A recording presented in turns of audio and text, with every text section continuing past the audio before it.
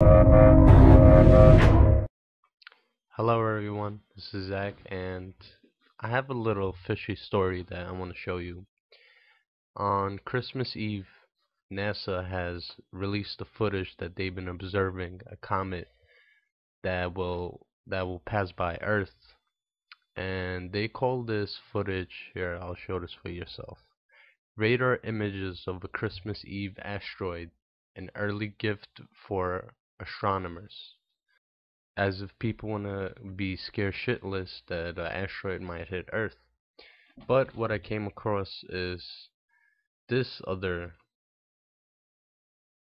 footage that came out on December 28th, which was 3 days after NASA has released this footage, and this is from RT.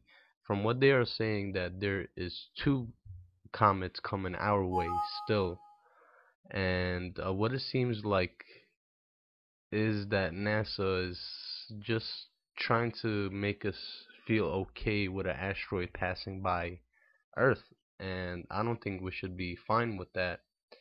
And I don't think they should just release photos and tell us that there's gonna be a comet that's gonna pass by us within a few hours.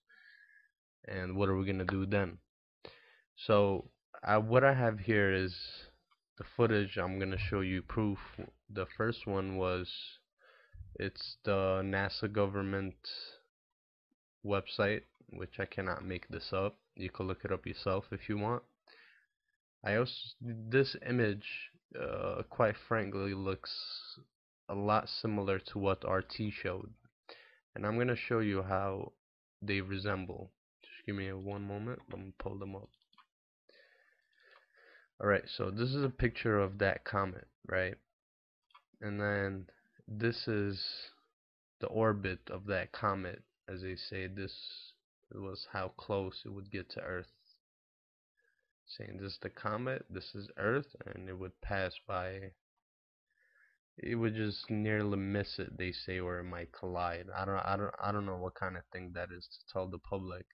But anyway, this was one of their featured images, and this was the images on only one comet that they've been observing, showing each date on how they're orbiting throughout space. And then there goes another photo, and then they show us where the asteroid is at the moment. This was on December 24th. And then this is the main image, right? Oh, sorry. Okay, so basically this was the main image of the NASA's thumbnail picture, and what you see here is what? It's two comets. It's kind of subliminal, but you see the relation to it once I show you this image. And they're gonna show you almost similar things, and RT is a little more. Two giant asteroids are coming our way right now, speeding through space at 43,000 miles an hour, and one of them is about 2.5 miles wide. It's believed to be the asteroid responsible for the first ever recorded meteorite crash that almost killed a woman 60 years ago. So to talk more about this, I'm being joined now by legal and media analyst Lionel. Lionel, my friend, for this segment, though, I'm going to call you my meteor analyst. So, all right. And the topics get meatier and meatier. Well, let's keep our space talk from last week going. Yeah, yes. We seldom From an escapade of Here times. Think about it. Same thing.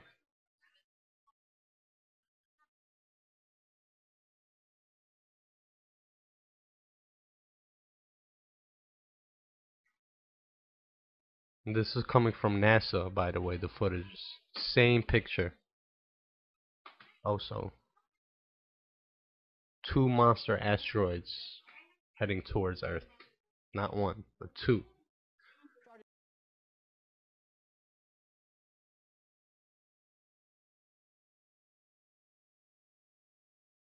Where all of a sudden, these weird jurisdictional differences between us. And also, I just realized if you take a look at the orbital, what is this orbit? Here, check this out. This orbit, you're gonna see right now, it looks similar to the orbit of Nibiru. We're gonna see it right now. I just caught on to it right here. See what this orbit is right here? Doesn't look quite similar to the orbit of Planet X, Nibiru, aka Nemesis, Elenin Comet, whatever it is you want to call it. So, as NASA has stated that it has already passed us, but now RT News is saying there are two of them, which they are using the same source, the same images that were provided by NASA, giving us a gift of an asteroid, images of an asteroid passing by Earth. I mean, that was supposedly supposed to pass by Earth, and it could either collide or near miss. So that seemed a little funny to me to begin with, and when I saw this, I just put one and two together. And now that I see this right here, it looks even funnier. If you take a look at the orbital structure of Nibiru throughout space, you could tell that this arch right here, this is how planet Nibiru supposedly orbits throughout our galaxy. And they are relating this to a comet, and the Russians called Nibiru Planet X also as Comet Elenin. You could look that up if you want. Okay, guys. So tell me, what do you think about this? Am I a little crazy for assuming that they're lying to us?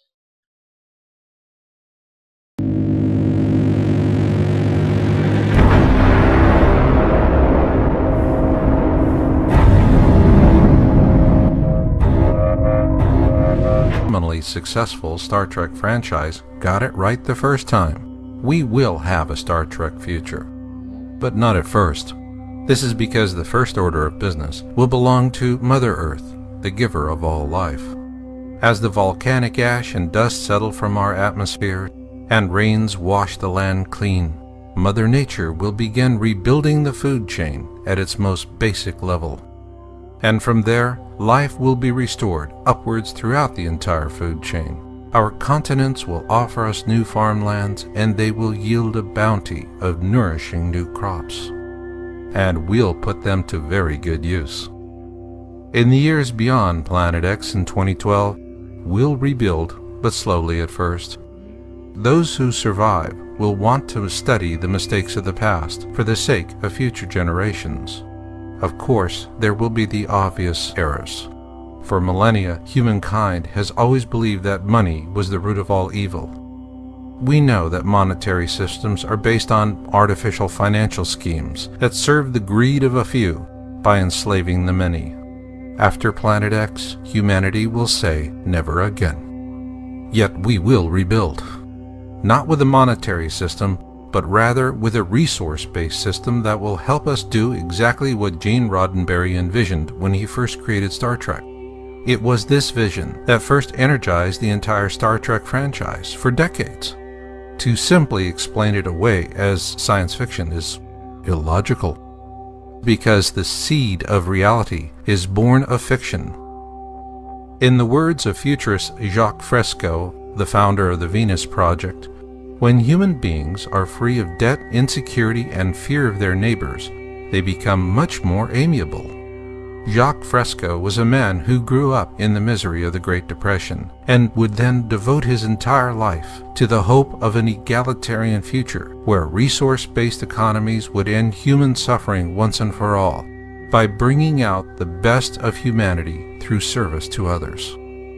Those steadfast souls who survive the coming tribulations of Planet X will realize the greatest hopes of those who have inspired us with their vision of the future, such as Gene Roddenberry and Jacques Fresco. And we're going to need that vision and hope if we are to survive as a species, for the days of Mother Earth are numbered.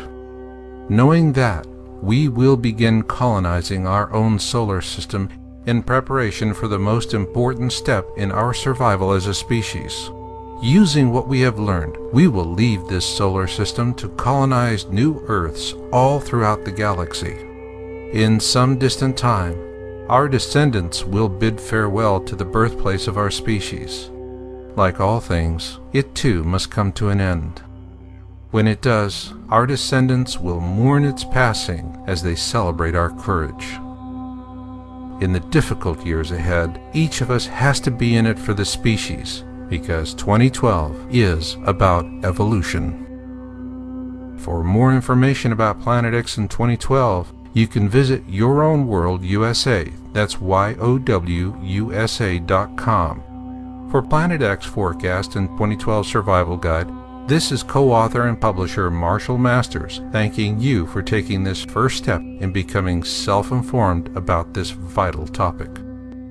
Where we came from is in fact going to be found in Sumer, ancient Sumer, modern-day Iraq, Tigris-Euphrates River, Zagros Mountains, the Fertile Crescent. And the Sumerians are the first great culture that we know to come out of the Stone Age. At around 6,000 years ago, they appear full-blown, boop, everything. Over 100 of the first that we attribute to a high culture the Sumerians produced. Now, logic would tell you, and certainly the Darwinian paradigm of simplicity leading to ever more complexity would tell you that the first culture out of the Stone Age is going to come crawling out of the caves on bloody hands and knees. Are they not? But no. These guys come sailing out and start building beautiful cities and have education and law and everything. Next slide, please. They had the first great cities, the first great city centers, the first high-rise buildings, the first walls, the first roads, the first wheeled vehicles, the first ocean-going vessels, geniuses with water, first agriculture, first animal husbandry, first laws, first court systems, first literature. You name it. They had it. Well, everything except cable TV, maybe. I mean, they had it.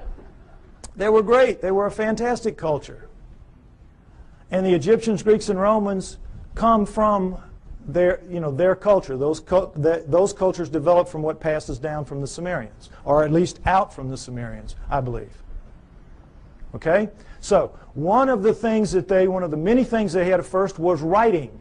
Now, this is what we're all taught. We're taught nothing about the Sumerians except that they invented writing. Again, they appear, boop, invent writing, boop, disappear, and that's it. History forgets about them. You never hear what they wrote. You never hear what they wrote. And you never hear how sophisticated they were because, again, it doesn't fit that paradigm. It's easier to just start with the Egyptians, Greeks, and Romans and move on from there.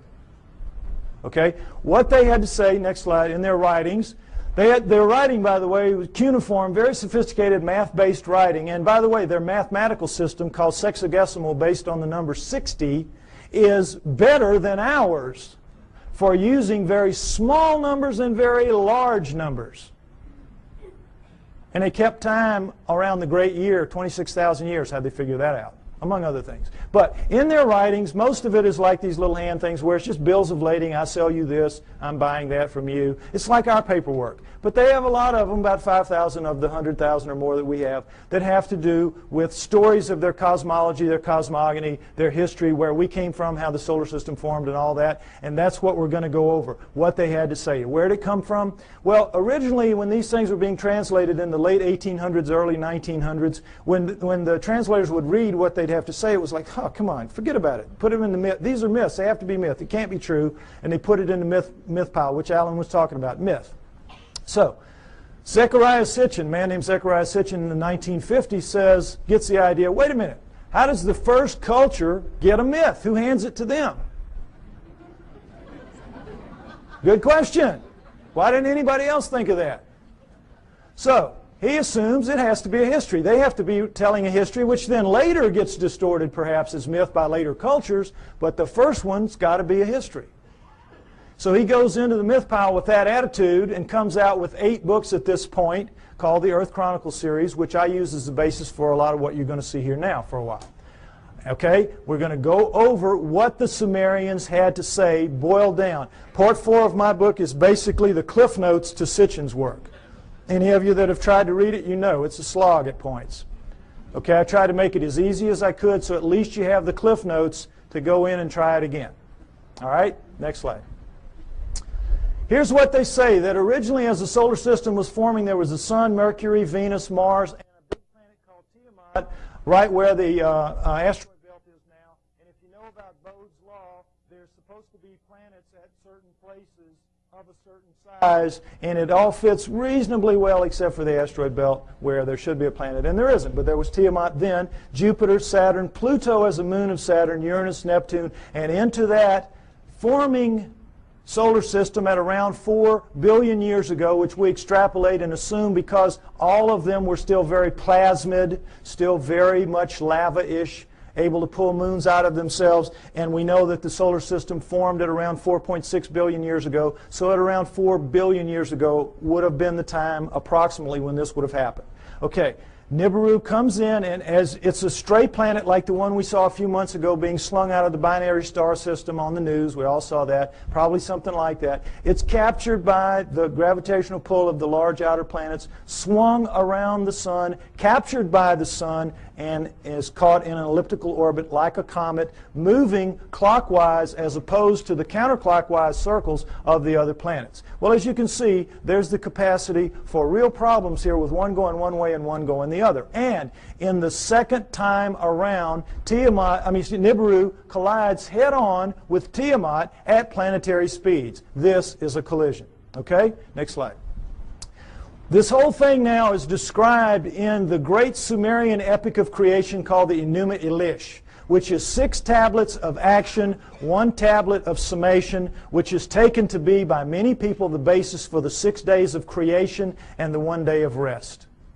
Because much of the Old Testament is a direct come down from the Sumerians. And if you know the Sumerian history and you read your Sitchin, you will know that, or my stuff, you will see that that is the case. Now, in that great epic of creation, the Enuma Elish, six of the major puzzles of modern astronomy and Earth geology are, I think, plausibly answered.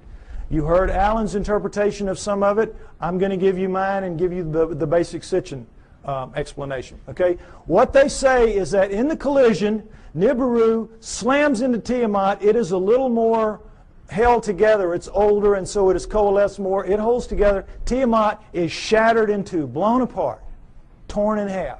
And that the lighter outer crust, the crust with the water on it, is scattered in all directions. Boom, just an explosion, the lighter crust, and goes off with the water. Now, one of the great mysteries of modern-day astronomy is comets. Comets make no sense for this reason. They come from all over the place. In a linear universe, when, you know, the great ball of a primordial cloud of dust and gas swirling around flattens out into a pancake to make the solar system, that's the ecliptic. Everything formed in the ecliptic should be in the ecliptic. Nothing should be out of the ecliptic, and yet comets come from all over the place. So they had to be removed out to where they are some kind of way, but we don't have any idea. So they come up with this fantastic thing called the Oort cloud, which is so far away you can't imagine. The Oort cloud is one of the biggest jokes out there. And that's how they explain comets, because they can't explain them any other way. But the problem with comets is they have water in them. And anything out in space is not going to produce water. You produce water by being a cooling planet with lava spewing up the steam and stuff like that, and it condenses, etc. So comets have to begin in a planet. Now, this explains it, I think, plausibly well. Nothing that they will throw at you to explain comets will do it. All right, number 2, the other great mystery, the asteroid belt. What they say is that the inner viscous magma inside Tiamat in the collision was strung out the bowels of the planet. The guts were ripped out and strung out and broke into little pieces. That's the asteroid belt. They called it the hammered bracelet. We call it the asteroid belt. But there it is. And that's a fairly plausible explanation for it. Again, this doesn't make sense because, as you heard, the exploded planet theory. Problem is, when a planet explodes, it ought to just go boom everywhere. It shouldn't be hanging around. Doesn't make sense for a number of reasons. Okay, now, the third one is Pluto. Pluto's a problem because it's, as you've all been hearing lately, they're trying to downgrade it. It doesn't belong. It doesn't fit. It has an orbit that's not like the others. It carries inside the orbit of Neptune, and it's 17 degrees off the ecliptic. Again, nothing should be off the ecliptic. What they say is that Nibiru, as it swung around, it pulled Pluto away from Saturn, its original home, and dropped it out where it is now. Now, all astronomers know Pluto is not a natural planet. It started life as a moon of an inner planet. They know that. But they have no idea how it could have gotten moved out to where it is. Here you go. Here's the reasonable answer right here. Now, let's talk about Earth. Three great mysteries here. Life. Well, first of all, let's establish that Earth is a remnant of this. What happens is Nibiru's moon bangs into the remnant of Tiamat, and like pool balls, boop, hitting, knocks it inside the orbit of Mars, and it reestablishes there and becomes the Earth, the remnant of Tiamat. Now, Earth has one great mystery is life. How did life come to be? Life appears, despite what you're told about the lightning bolt into the primordial soup and all that, forget it. That's just a joke. That's just a fantasy fairy tale to tell people that don't want to know the truth and to tell kids in school. That's what they're teaching to this day. We know very well that the first forms of life to appear on Earth appear suddenly. They're very sophisticated bacteria, prokaryotic bacteria, and there's not one, there's two kinds, and they appear at around 4 billion years ago. Suddenly, overnight, strata with, two kinds, sophisticated bacteria, relative to what that first living form would have been. If I had done the first part of my show, you would see all that. Okay, you can get the tape or get one tape and put it in a room and let everybody see it if you want to. But anyway, the point is, life is a great mystery. How it would suddenly appear 4 billion years ago, here you go. It says in the tablets, in the collision between Nibiru and Tiamat, in the mingling of their waters, Nibiru passed life to Tiamat, to the remnant of Tiamat. Perfect explanation for the sudden appearance of two sophisticated life forms on the remnant. Now, the remnant now is over here with its moon Kingu and has gone over, and now we're looking at two major differences in Earth and all other astral bodies out there. Earth is missing a huge portion of its crust, and it has plate tectonics, movement in the plates. How could that happen? No explanation. Why? Because in the vacuum, any liquid in a vacuum, what does it do? You see it in the space shuttle all the time. They let orange juice or milk. It makes the smallest, tightest ball it can make. That is what a liquid does in a vacuum. Smallest, tightest ball it can make. Now, that is what all the other astral bodies have done. They don't have plate tectonics. There's nowhere for the plates to go. They're as tight as they can be. Where do plate tectonics come from? In the collision, the backside of Tiamat is cracked like an eggshell. Cracked like an eggshell. There are the plates. There are the plates. And when the missing crust, of course, is when the half is there. It's still viscous. It's still magma. So what's it going to do? It's going to tighten itself down into a new ball, much smaller than the old one had been. And what's going to happen? It's going to have a big chunk gone, a big missing piece of itself, a big hole in itself, in its skin. And so that scar is going to break up into pieces as the plates move around, and we have the plate tectonics and we have the missing surface that we know about today. Next slide, please. And we'll take a look at just a representation of what it looks like with the water gone. Not to scale, of course, but you get the idea. This is not like any other planet or moon out there. Something happened. And I think the Enuma Elish gives a plausible explanation for what that was and for all the other things that I mentioned as well. Next slide. Now, when the dust settled, here's what we had. The solar system as we know it today, with Nibiru moving in this clockwise 3,600-year orbit. And I say it passes outside the orbit of Mars, inside the inner edge of the asteroid belt. And the last time we're through, I think, was around 200 BC, which means it's just past aphelion out here, and it's going to be back around 3400 AD, about 1400 years. We don't have to worry about it if I'm right. You will get arguments about these dates.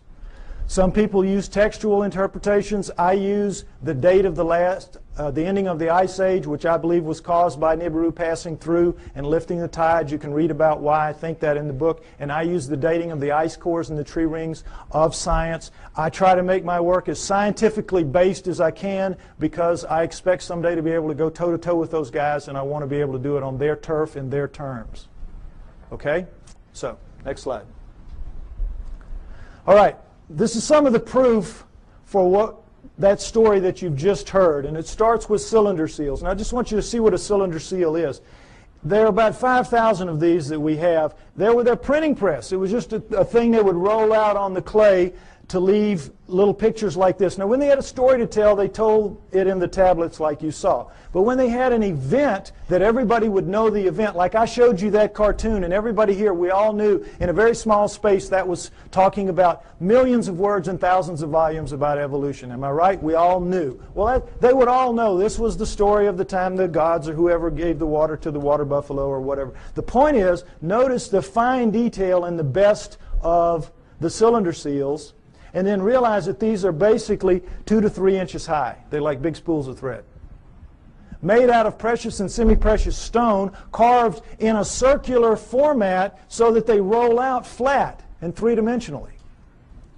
Now, when asked how this was done, science says, well, they could only have bored little holes into the rock and then abraded them out like they, to the degree that they wanted. Well, the sand would be bigger than the holes you need to do this. Some of this work anyway. There's just no way. Lasers, this is not even an inch square here. Lasers would have a hard time doing this if they could do it. Nobody knows how they did this. They're just pulling one out of the hat on you. Okay, next slide. This is the one I want you to see. This is a much older one, much more worn, as you can see. 4,500 years, 4,500 years, 2,500 BC. It's called it's VA 243. It's in a museum in Berlin. It's well dated. And it's called the Granting of the Plow. This is a seated God. See him in his chair with a plow in his hand. And this is a standing God, and this is a human. How do we know they're gods? Because they have horns on their helmets. Horns on their helmets. Notice the horns. This is how you signify gods, or they did anyway, the Sumerians did on their cylinder seals. And I want you to pay special attention to this because later at the banquet we might see a real live Anunnaki helmet. We might see that. Okay, now, normally they would put astronomical signs up here to indicate who the god was because not everybody would know. But in this one, obviously everybody knew. And as you can see, this the human is carrying this kind of skunky old digging stick that the most primitive people have, even to this day. And this new wooden plow here, 4,500 years ago, we can go to Egypt today and see this very plow, and in many other third world countries still being used, this very plow. Okay, so no question it's the granting of the plow. But this is what makes this special right here. Let's see a blow-up of that. What is this? Solar system, right. Sun, Mercury, Venus, Earth, in their relative sizes, mind you. Earth, Moon, think how small that is. What grain of sand dug that out? Mars, and then, what should be here? This should be the asteroid belt. This is Nibiru, folks. Nibiru. Jupiter, Saturn, Pluto as a moon of Saturn, Uranus, Neptune. Notice that it's only a little bit bigger than Uranus, Neptune. It's about 3 times bigger than Earth. Nibiru is a good-sized planet. Good-sized planet, according to this. Okay? Now, again, what proof do we have of any of this? Let's take some look. Let's take a look at this. All right, here's a look at the solar system that you don't get to very often. And did it occur to any of you that we were looking at a cylinder seal carved at 4,500 years ago that had Uranus in it that we only discovered in 1781 when our telescopes got good enough to see it? It had Neptune when we discovered in 1846 when our telescopes got good enough to see it, and Pluto, which we discovered in 1930 when our mathematicians got good enough to tell our astronomers where to look for the thing because it was so small. What are the Sumerians doing knowing about that? Furthermore, what are they doing writing in one of their tablets that if you look at these two, Uranus and Neptune, in the heavens, meaning right out on them, they look like blue-green watery twins. When we didn't find that out, we thought they were just big old gas bags like Jupiter and Saturn until Voyager went out there in 86 and 89 and found that, lo and behold, they really are blue-green watery twins. What the Sumerians said 4,500 years ago. Furthermore, they didn't count the way we do. Earth was not the third rock from the sun for them. It was number 7. So that means they were counting from out here and they were putting Pluto in its correct place. What are they doing with all that knowledge? Well, they make no bones about it. They say everything that we know, everything that we are, everything that we have comes from the people living on Nibiru. The people living on Nibiru came to Earth and gave us everything that we have, everything that we know, our great culture. Now, what's the proof of that? Is there any proof that any ancient advanced civilization was ever on Earth at any point in the dim or distant past? Yes, yes. The megalithic structures out there, the pyramids, Tiwanaku, Baalbek, Teotihuacan, Stonehenge, you name it, a couple of dozen of them. All of those are impossible for human beings to recreate today. And yet we are told in another one of these great fantasies that they were somehow created by people in ancient times, ancient Egyptians or ancient Sumerians or anybody. Somehow or other they did it. And it's just absolute malarkey. Impossible. Now, next slide. Some Egyptian scholars tried to prove it by getting down in with some pink granite here and wailing away with some stones for a few hours and tore their hands up and walked out of there saying, well, you know, we couldn't make much of a dent in it, but boy, you know, those old folks, they sure had a lot of time on their hands, and somehow they figured out a way to do it. Wouldn't give an inch after this. Wouldn't give an inch. It's ridiculous. Now, here's the stone they're working on. Next slide. Some of you may have seen this. This is an ancient 1,170-ton obelisk lies unfinished at the Aswan quarry. A crack rendered the stone unusable. It's pink granite. They were making it into an obelisk like the one you saw in Allen's slides. Okay? It's about 100 feet long. It's about 12 feet wide, 12 feet deep on the side. Imagine the Washington Monument, just squared off. And it's pretty much done. But now let's move this from the Stone Age. Let's move it through the age of copper, because copper wouldn't make a dent in that. And let's move it into the Bronze Age. Bronze will chip on it. Bronze will take a little bit of it out. Now, let's put our bronze chisels or hatchets or whatever in the hands of some guys and get them down in this crack and put them to work. How do you think you're going to fare in there? Pretty tight fit. Plastic Man might have a tough time up in there. But the point is, they've got it pretty much done. They're working on the spire here. When they break it, you know how it works. You press here, you get this. Well, look, does this look like somebody chipping away with a little hand? No. This looks like a belt sander taking pieces out the size of the chair you're sitting on. Huge chunks of pink granite, one of the hardest stones in the world, just being ripped out.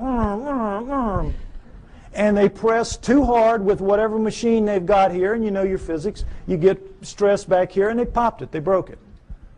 And they just said, whoops, we busted that one. And they just unhooked it and went somewhere else and left it for us to marvel at and wonder how they could have done it. But now let's go ahead and say they didn't bust it and they finished it. These primitive people now who managed somehow to do this. They finished it. It's ready to go. The hole, by the way, is about 15 feet deep. That's the top of it up there. But still, what's the first thing they've got to do? Somebody's got to draw straws to get down there with his hatchet and cut it loose from the bottom.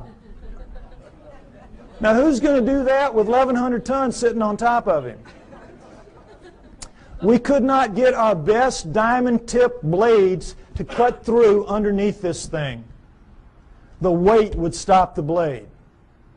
We could not, the operative word here is impossible. We could not get this out of here. And yet they did it time and time and time again. To lift it out, just if we could somehow cut it loose, we would have to take a dozen of our largest movable cranes to wring that hole just to get it up. You're being lied to, folks. That's the main thing you got to understand. You're being lied to. It's absolutely impossible for this one stone. This one stone proves that none of the megaliths were made by those people in that era. And this, again, is not the biggest one. They have them in Baalbek twice that big. Okay? Next slide. All right. What we're told is that the Anunnaki came to Earth for this, gold, mining gold. And that originally the story is they landed in ancient Sumer, but not 6,000 years ago, 400,000 years ago, 430,000 approximately to be exact. 400,000 years ago they land in modern-day Iraq, and they set up shop in the Tigris-Euphrates Valley, and they call their home away from home, their home away from Nibiru, the Eden.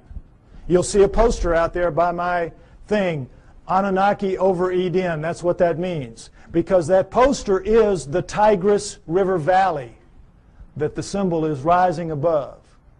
That is where it was. That is where Eden was, according to them, and that comes down in the Bible as such.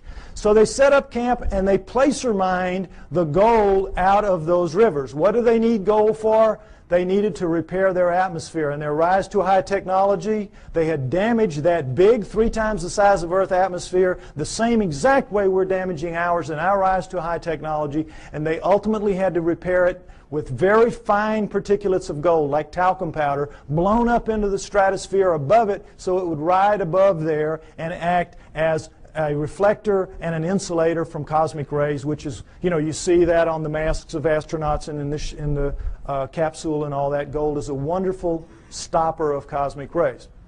So that's what they had to repair it with. It's what we will have to repair it with. We'll have to do exactly the same thing when the day comes for us to have to face up to what we're doing to our planet. Okay? So they came, they placer mined out of the river, and all that is you put a tray in the water, you let the water sweep over, the water drops the gold into these cloth. Every few weeks you pick it up, and it's real easy. It's the way we do it now when we have the opportunity. But you tap out any stream system, ultimately, and they did. After about 150,000 years, they had tapped it out. And so they decided they were going to split themselves up and go where the mother lode of gold was on the planet Earth, which is what it is today, southern Africa. So they divided themselves into the upper world, which remained the Eden, and the Abzu, which was the lower world, and you didn't want to go to the lower world because you had to get in the holes and dig the gold. And they didn't like it. So the Anunnaki revolted. They said, we don't want to do this. We want a slave to do this work for us. Plus, it was a hardship duty, mostly men. Why don't you make us some women while you're at it? So that's what they did. They decided to use the creatures of Earth, which would be the hominoids, and I say it would have been the Almas, the likeliest candidate. They took the creatures of Earth to get some of their genetic material to make the new slave better adapted physically to the planet than they were, but the slave would for the most part be like themselves. We shall make the Adamu, A-D-A-M-U, which comes down as Adam, and we shall make the Adamu in our own image after our own likeness, which comes down word for word. And that is what they did. They made their slave inferior models of themselves. That's us, folks. That's us. We're really inferior models of the Anunnaki. And as you saw in the cylinder seal, we look like them. We look like, in their own image after their own likeness. In all of the cylinder seals, we look just like them. We don't have the horns on our headgear. That's about it. We are them. That's why we're not adapted to this planet. That's why we're so obviously not a part of this planet. We have their bones. We don't have primate bones. We have their muscles. We don't have primate muscles. We have their skin. We don't have primate skin. We have their body pattern, their hair patterns on their body is ours. We have thickest on our front, thinnest on our back. Primates have thick on the back, thin on the front. We have their eyes, their poor night vision eyes. We have their foreheads. We have their brains. That's a key to this. We have their brains. That's why we're not like anything else on this planet. We are them. We are genetically engineered copies of them. Okay, next slide. Let's take a look at how that was done. Human body contains 100 trillion cells. There's a nucleus inside each human cell except red blood cells. Each nucleus contains 46 chromosomes arranged in 23 pairs. One chromosome of every pair is from each parent. The chromosomes are filled with tightly coiled strands of DNA. Genes are segments of DNA that contain instructions to make proteins, the building blocks of life. This is where genetic engineering takes place. Now, we're going to go over it lightly, but it's very important. I want you to understand these things that I'm going to tell you now. Okay, next slide. Don't worry about the details and how they do it. This is what they do. They can open up a cell, our genetic engineers can, our geneticists can. We can open up a cell, open up the nucleus, pull out strands of DNA, and in that strand, 98% of it will be what's called junk DNA. We don't know what it does. If it has a function, we don't know what it is. 2% will be what are called, prosaically enough, the working segments. They work. They do what they're supposed to do. They make the proteins. Now, if you cut in the junk above a working segment and in the junk below and remove it and have done the same with another strand of DNA over here, you can move anything into anything else. It can be animal into plant, plant into animal, fish into fowl. It does not matter, because all living things at the most fundamental level are exactly alike. Understand that. We're all made of the same 4 base pairs, the same 20 amino acids. Everything's the same at the most basic level. It's like it's pop beads that are interchangeable. It is almost as if somebody designed it that way so they could just mix and match the parts and make anything they wanted. Isn't it? Something to think about. Okay, but the problem with it from an engineering standpoint is this. You're not cutting with a blade. These are not precise cuts. The blade would have to be a few molecules thick. You're cutting with chemicals. Chemicals. Now, the chemicals can cut pretty accurately, but mistakes are going to happen. Something's going to ooze out where it doesn't belong. Something's going to splash over it where it doesn't belong. Mistakes are going to happen. Inevitable. We know that. We make mistakes all the time. Another problem with genetic engineering is you don't know what you're going to get when you do this. You can't predict. You have to decide what you're going to do. You have to do it. You have to let it express, which is live, and see what you get, and then use that to determine what you do the next time. And of course, the great fear in genetic engineering is somebody's going to make a mistake and create the Andromeda strain that's going to kill us all. A legitimate concern. Although everybody's very careful, and I'm not too worried about it. But mistakes do happen because all of this is so incredibly microscopic. It's out of the nucleus of your cells. Imagine how microscopic it is. But don't try to figure it out. I can't even figure it out. It's really complex. But they do it. Okay, understand that. Now, with that in mind, let's look at some of the proofs that I say indicate very clearly that we are, in fact, what the Sumerians say, a genetically engineered species by the Anunnaki. Next slide. Okay, here we go. The cerebral cortex is the deeply convoluted surface region of a brain that is most strongly linked to intelligence, lower right. It's the stained part out here. If you peel that off of the brain of a rat, it will cover a postage stamp. Peel it off of a monkey, it'll cover a postcard. Peel it off a chimp, it'll cover a sheet of typing paper. Peel it off of us, and it'll cover 4 sheets of typing paper. Now, you can see this is a transition. This is clearly a transformation. Now, there's some weird things about it. These guys are using all they've got. All they've got. We're using 1/2 of 1 page in a very different way than they are using what they have. 1/2 of 1 page. How do we know? We all know. We use about 10% of our brains. We know that from the studies done with idiot savants. You know that. And we know there are thousands of miles of neural network in our heads not being used. We don't know why. We don't know why. I'll tell you why. We shall make the atom move strong but not too strong, smart but not too smart.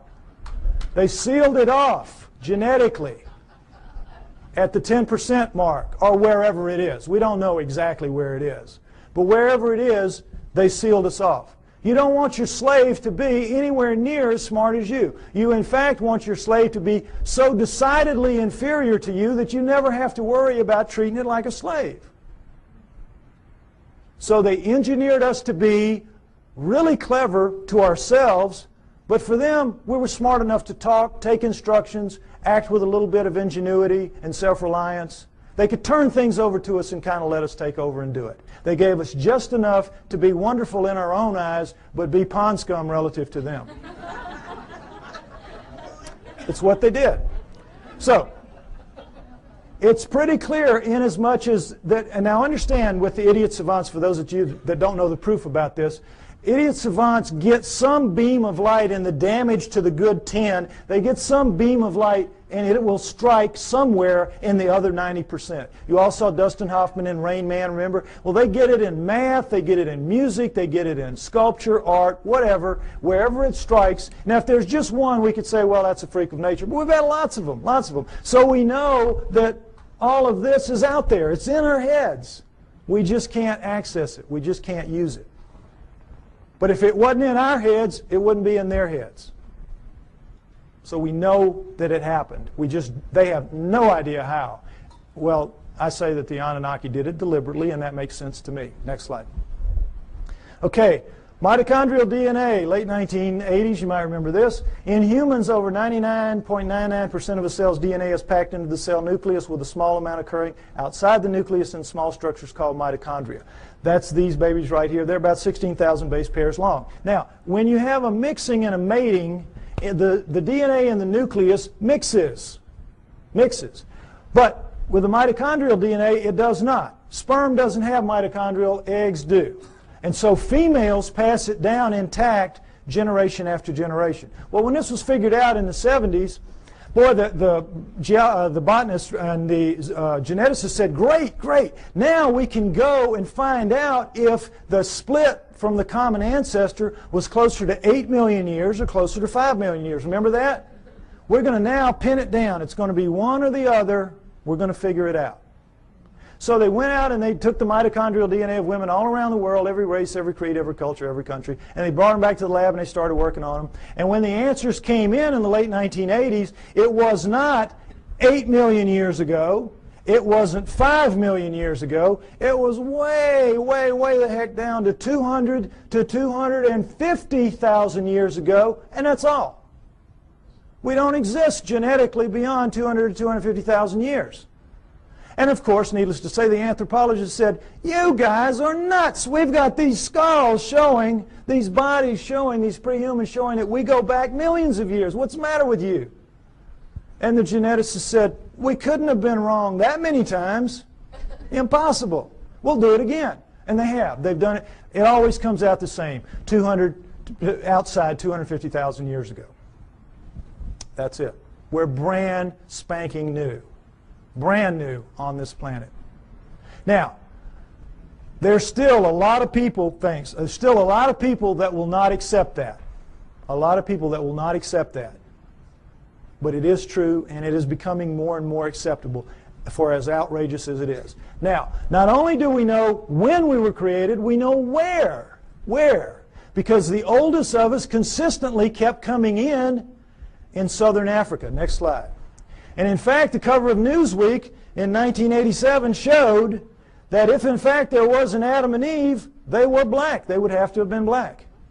But of course they knew the flack they were going to catch, in the South at least, so they made the blacks look as white as they could. This guy looks almost as white as OJ, doesn't he?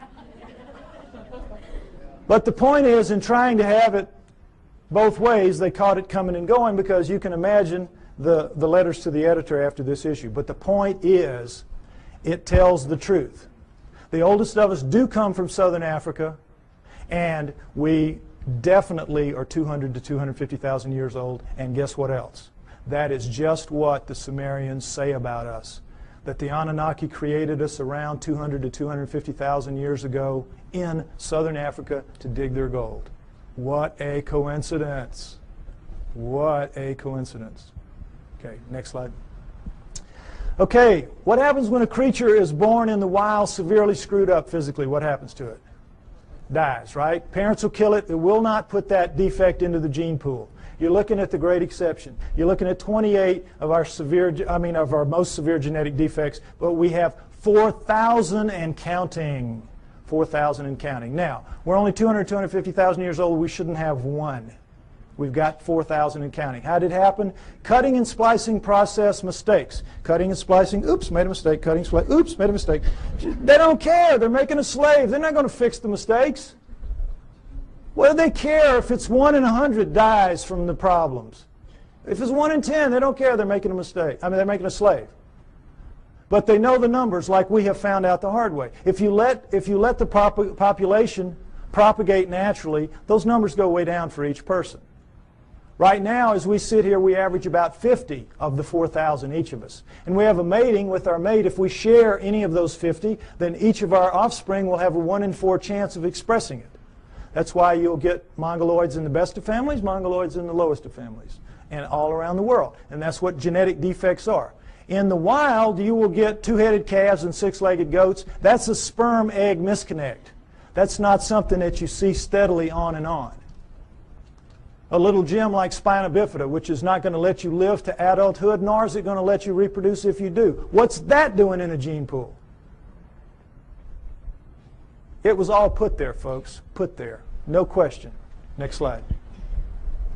Okay, here we go with the chromosome match. It's kind of hard to see, comparison rather. Humans, chimpanzees, gorillas, and orangutans right here. And you see how similar they are. And as we know that between humans and chimpanzees there's 99% similarity in the DNA and 98% with gorillas. And it's like, oh, well then that we're just kissing cousins. That's as close as you can be. We're almost the same thing. Well, not really. Because we're talking about a 3 billion base pair genome. 1%, that's 30 million base pairs. That's a couple thousand strands of DNA. If you know what you're doing, that's a lot of change. But also understand that all higher animals, and never say this, share 50% and up. Squirrel, 50% and up. You see, so it isn't quite as astounding as it seems. But what we're looking at here is the Anunnaki have got themselves a real problem. And that problem is this. They come to Earth and they decide they're going to make the slave. They decide we're going to use this creature of Earth, let's say it was an Alma. They test the blood and what do they find? First thing, big problem, 48 chromosomes. All primates have 48 chromosomes. But they, the Anunnaki, have only 46 chromosomes. How do we know that? Because we have 46 chromosomes. We descend from primates and yet somehow we lose 2 whole chromosomes. That's an awful lot of DNA. And somehow we're so much better than them. Well, they have 68 or something like that relative to them. But we don't. We have 46. So we know this was the result of the genetic engineering. And they had a problem, the Anunnaki did. What could they do? They had to, you know how it works. There's 24 in sperm and egg, 23 sperm and egg. So you got to get the sperm and the egg to match up, one or the other, 23 or 24. Can you take out a chromosome from the creature of Earth, the 24, and still have a creature of Earth? No. Can you add a chromosome to yourself and still have an Anunnaki? Go up to 24 from 23? No. You got a real problem. It's an insoluble problem. And you need that because you got to get the first hybrid to get in the game of the genetic engineering. You got to get something alive that is a blending of you two to begin to work on it.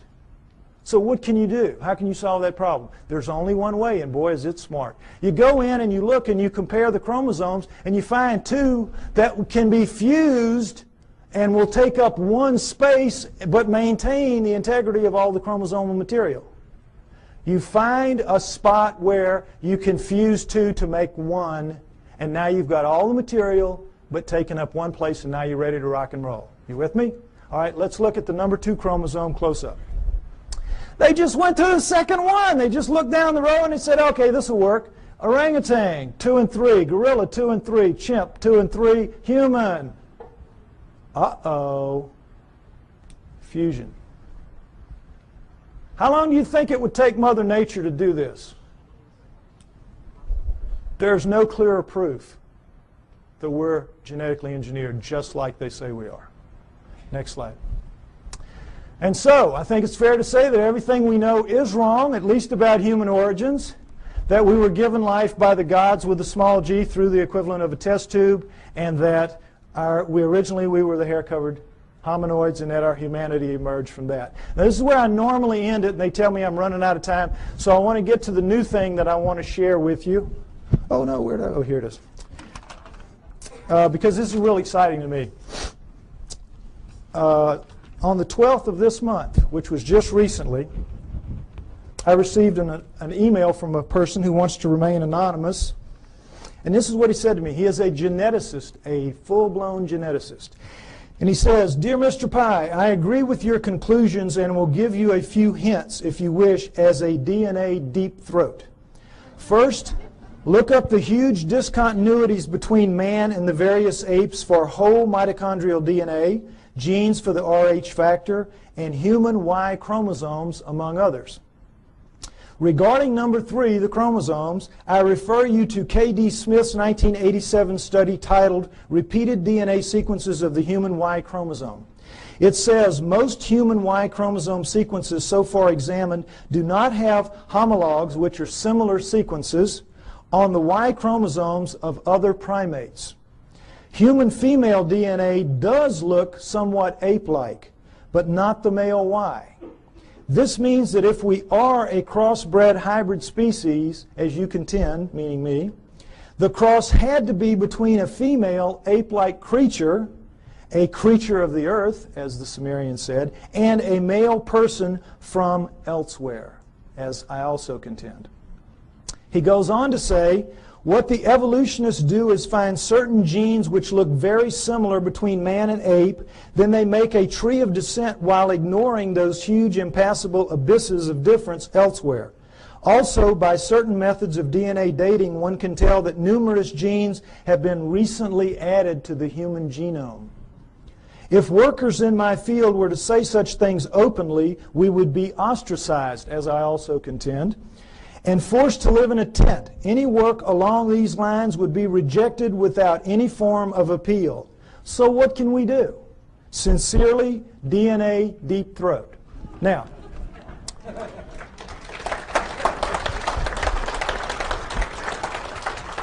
what this means, thank you, what this means is we win. We win. Because where one of these came from, more of these are going to come. As my profile rises higher, and I think, frankly, that I'm the only person out here pushing this genetic stuff that you're seeing like this, more of these are going to come my way. We're going to win. You've seen the evidence. Now, right now, we're getting our brains kicked out. We are getting our brains kicked out. That's why we're called the fringe. And the reason is we keep mounting these frontal attacks on the establishments. And every film that we produce, every photograph, every sighting, every testimony, every capture, every encounter that we have, and we throw at them with the best intentions. Our word is truth, is it not? Our word is, it's true. It's true. And their word is what? Liar. Liar. They dress it up. They say, well, you don't know what you're talking about. You don't know what you're seeing. You made a mistake. It was swamp gas, whatever. They're basically standing there and saying, you're just a bunch of liars. We're right and you're wrong. And because it is our word against their word, our word truth, their word liar, their word wins. Day in, day out, year after year. It's very frustrating, is it not? Boy, it just annoys the heck out of me. But what this means is we're going to win in the end. Why? Because the genes say so. The genes back us up. And right now, this is not a field that you're very familiar with. And I've worked very hard to make this very simplistic so you could understand at least the fundamentals, and it's the same in my book. You need to be aware of this, is because this is the back door, kids. This is the back. We're not going to storm them from the front. We've been doing it for years. They know how to deal with us. Our word against them, we're going to lose. But in this instance, the genetic end of it, what is it? It's their word against them.